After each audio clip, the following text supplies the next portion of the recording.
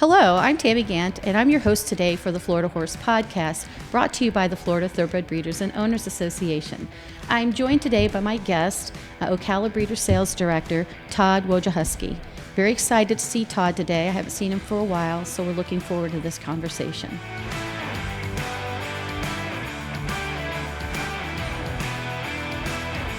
Well, Tod, welcome today. It's so great for you to join us here on our podcast. Coming over from Ocala Breeders Sales, which is just next door to our studios. Well, thank you for having me. I really enjoy the opportunity to visit with you. Yeah, and it's been a while. We've done a lot of trade missions together, Yes. so I'm really glad to get you here in the studio and talk a little bit about what OBS is doing, what we see for the future, and a little bit of history. Sure. Yeah, so let's start a little bit about what did this sales season look like for OBS, and what were some of the trends that you saw coming out of this year? Well, I think a lot of the national trends that we see as far as the markets, carry through to OBS and carry through to our sales. The one thing with OBS being so much of the market in the 2-year-old sales, so we are kind of a market maker in regards to that. But still, what we saw at Keeneland carried through to the yearling sales. There's still a flight to quality. The focus is always on quality, seems for the buyers.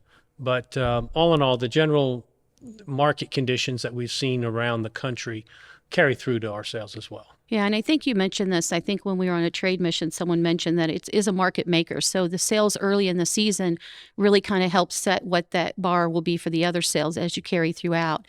Well, absolutely. So the 2-year-old sales for us we're probably almost 80% of the market in the United States. Nobody sells more 2-year-olds more days than OBS anywhere in the world. So yeah, and I tell people that we're a worldwide leader, and that's what's amazing. As I was looking at stats from 2019 before I walked in here, and it was hovering around 70 to 72%. So it has increased every year in the last decade for sure.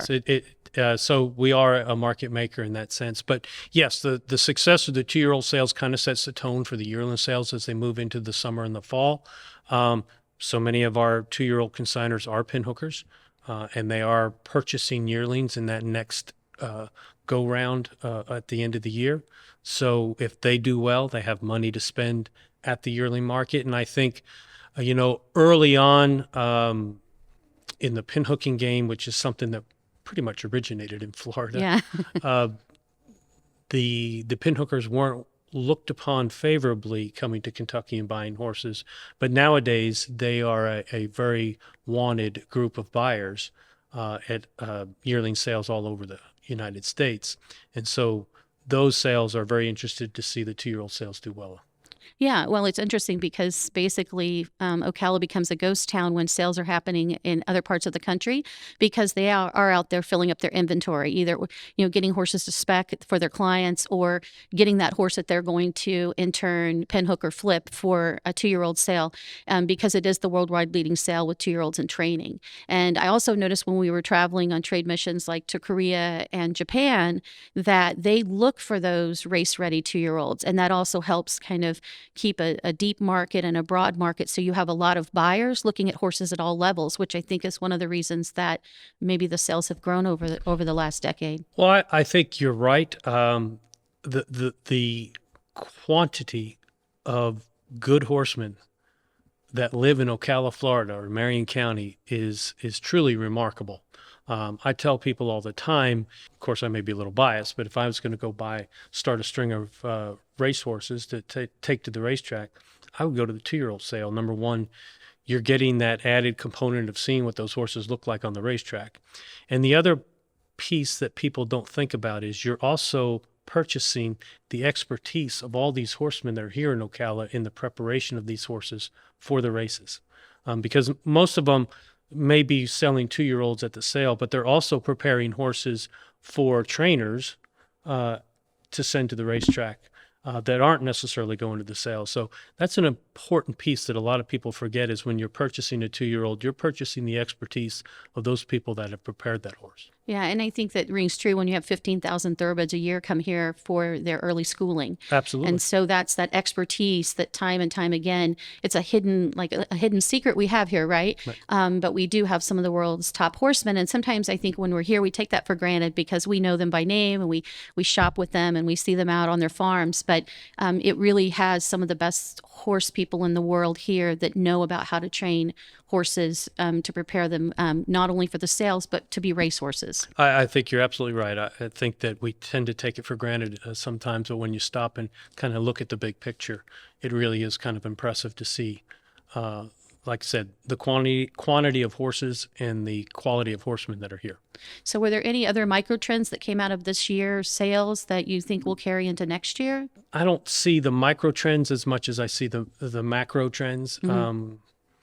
Again, I think there's always a flight to quality. People are, and then you might say micro trends when they come to specific stallions and who's hot right now and who's not right now. So, and there's an ebb and flow to that. And maybe certain buyers from certain countries or certain pockets in the country because they've had success maybe with, like in our case, sometimes if a Florida bred does really well and is in the championships for horse of the year here, but they were running in California, sometimes we'll see a bump in California, people interested in Florida breds. Well, I think you're right.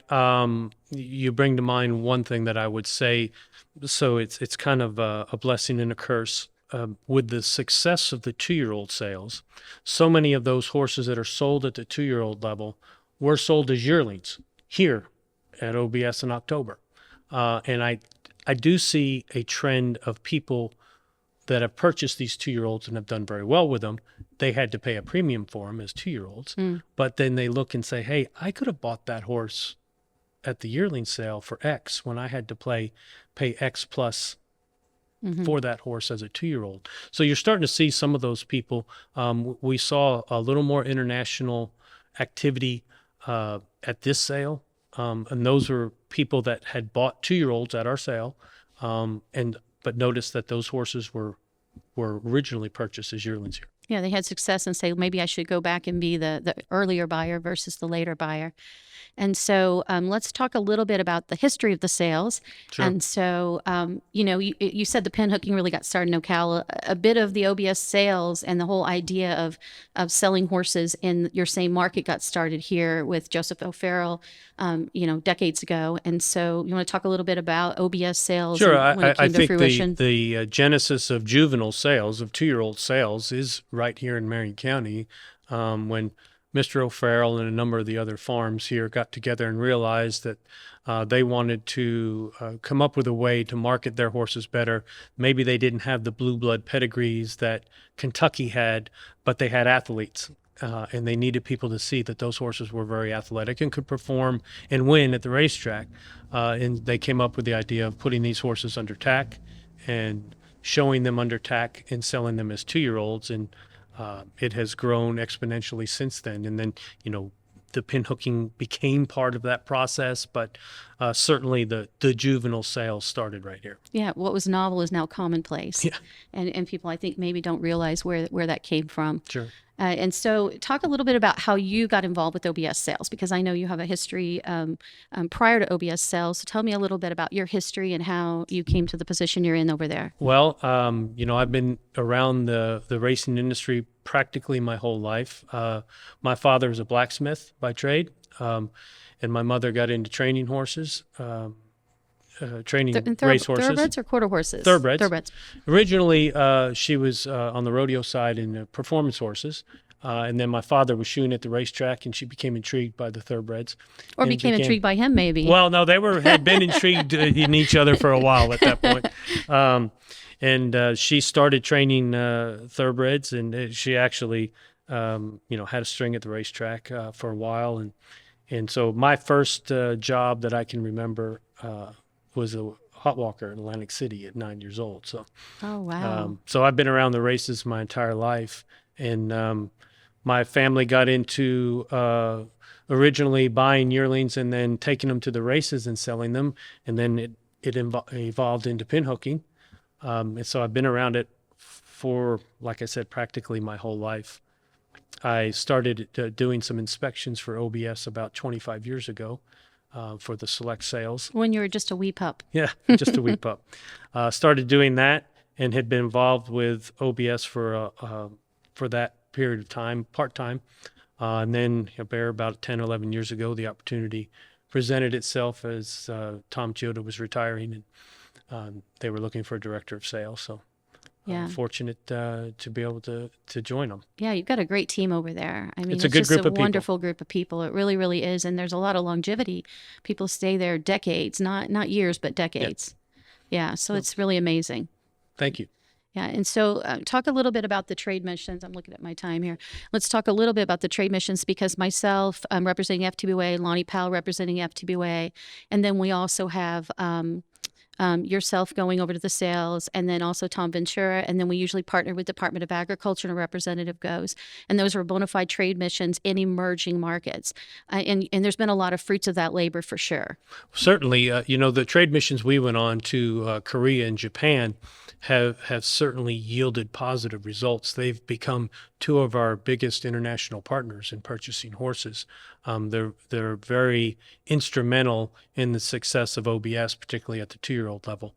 To be able to visit those countries, to see their culture, their racing culture, to experience it that firsthand, to have a better understanding of how their racing operations work and how we can better present our horses or understand better what they're looking for when they come over, has been immensely helpful.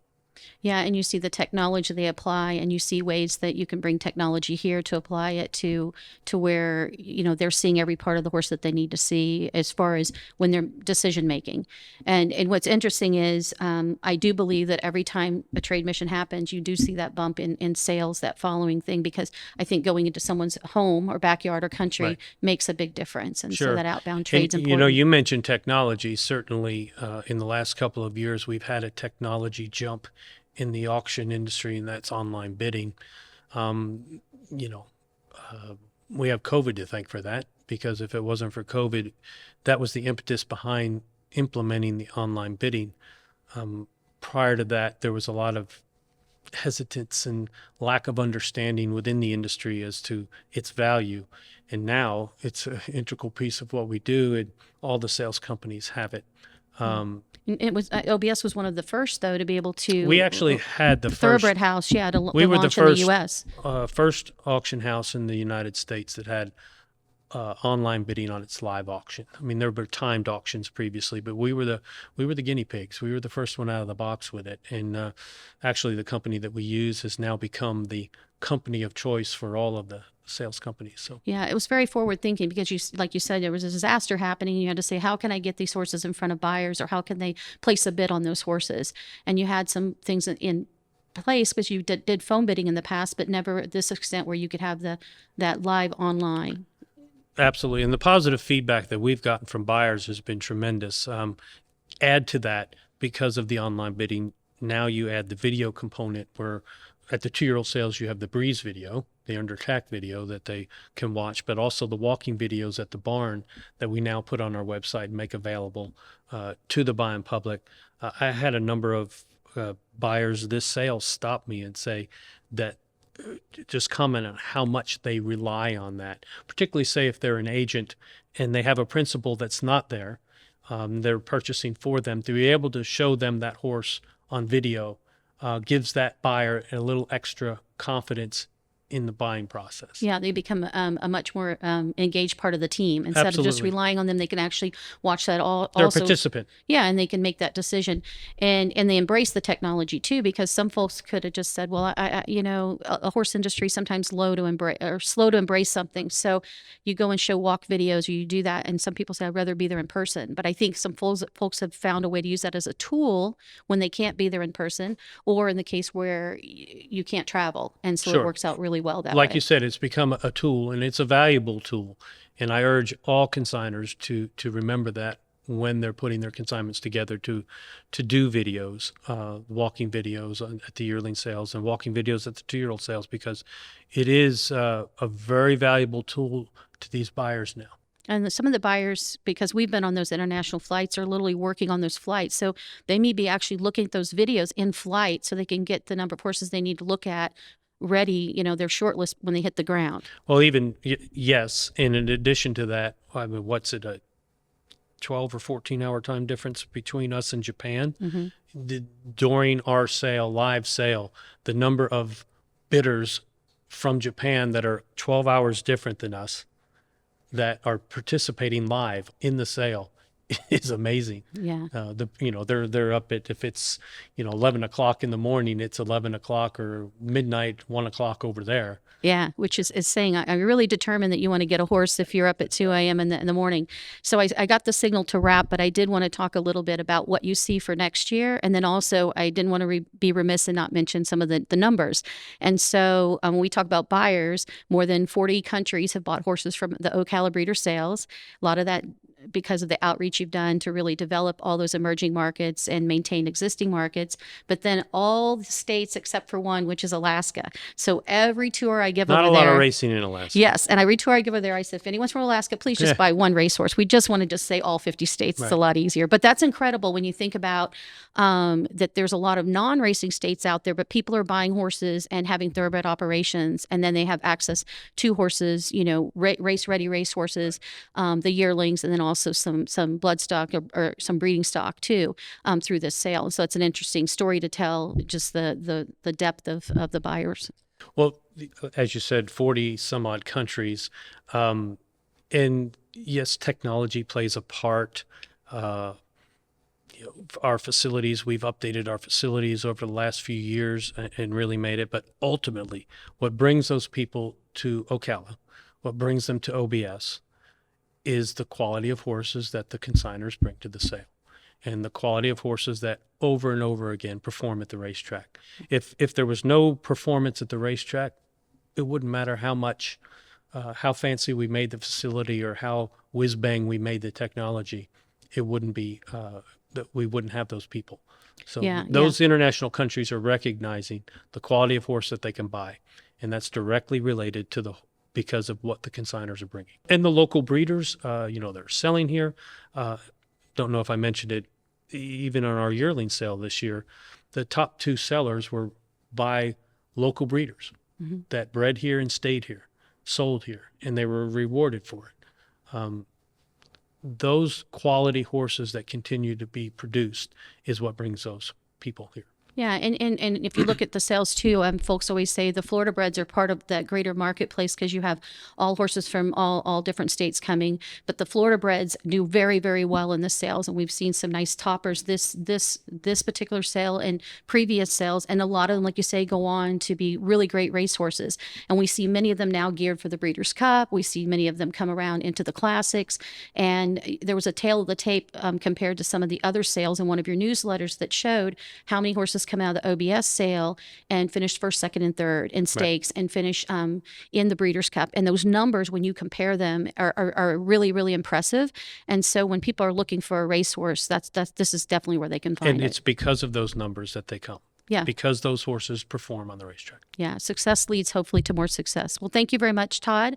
I appreciate you coming in today, and we look forward to 2023 and all the sales that we're going to see then. My pleasure. Thanks so much. You can stay up to date with all of your thoroughbred racing and breeding news from Florida and around the country with a free subscription to Wire to Wire, delivered free of charge to your inbox 5 days a week.